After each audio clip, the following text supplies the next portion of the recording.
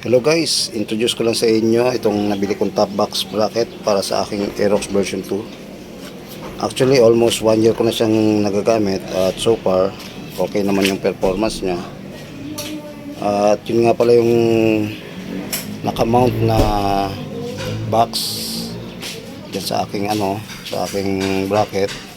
Plastic box siya na 45 liters, equivalent of 45 kilos yung kayang i-carry na itong box na ito.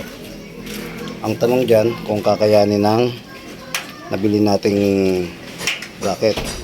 Actually yes, kayang kaya kasi makapal yung ginamit na materials. Itong flat bar na almost 2.5 inches or mahigit 2.5 inches itong makapal na flat bar na to. At nakarap siya ng ano tawag dito, yung carbon fiber. Siguro bago balutan, pininturahan muna nila ng epoxy primer para doble resistensya o wag masyadong kalawangin, hindi basta-basta kakalawangin. Ayan guys, plug and play na siya, wala ka nang ibang gagawin, hindi ka na magbubutas, hindi ka na magbibend o whatever.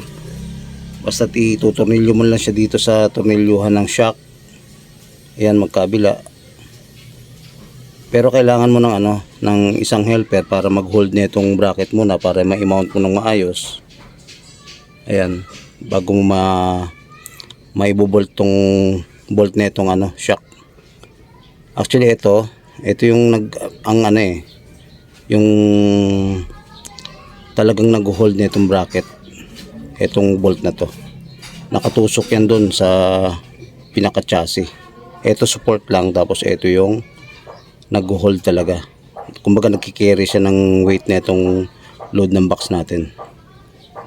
At wala naman ako napansing sa tagal ko nang ginagamit, wala naman ako nakitang deformity sa bracket natin.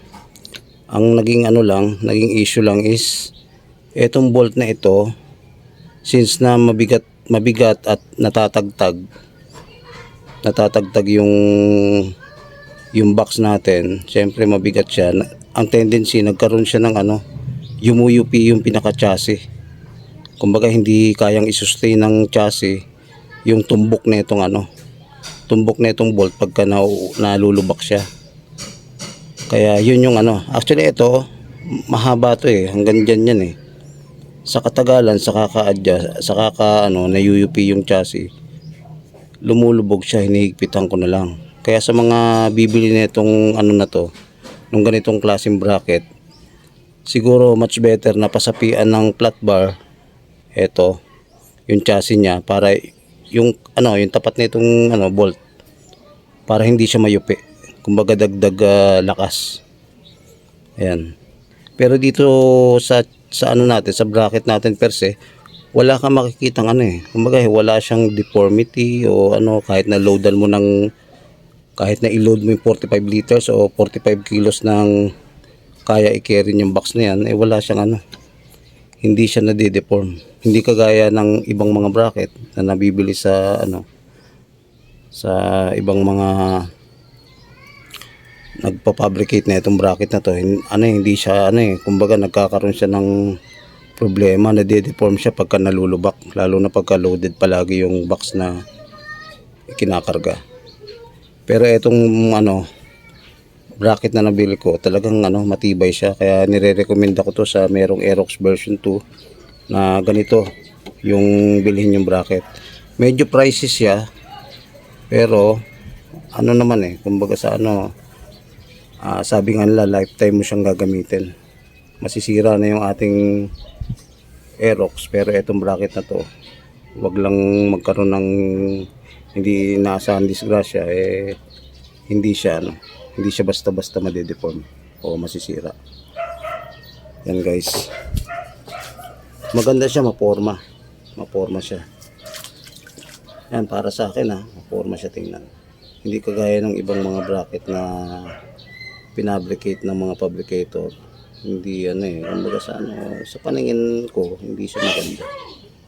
Pero meron namang ano, depende yan sa tumitingin eh, kumbaga. Pero ang habol natin diyan, yung tibay ng bracket natin. Kinakargahan ko to ng mga tools, yung mga ano, power tools na ginagamit ko sa construction. Kayang-kaya niya naman. Yan so far. At sa mga hindi pa nga pala nakapag-subscribe sa aking YouTube channel, sana pakipindot nyo naman yung subscribe button at paki-click na rin yung notification bell para may update ko kayo sa mga susunod ko pang mga vlog. Yun nga, huwag nyo sanang kalimutan mag-subscribe sa aking YouTube channel para lalo akong ma-motivate na mag-upload ng mga videos. Yun lang guys ang aking ang aking vlog sa ngayon. Yan, ito po Brorix Motovlog. Yan guys, maraming salamat sa panonood. Salamat sa Diyos.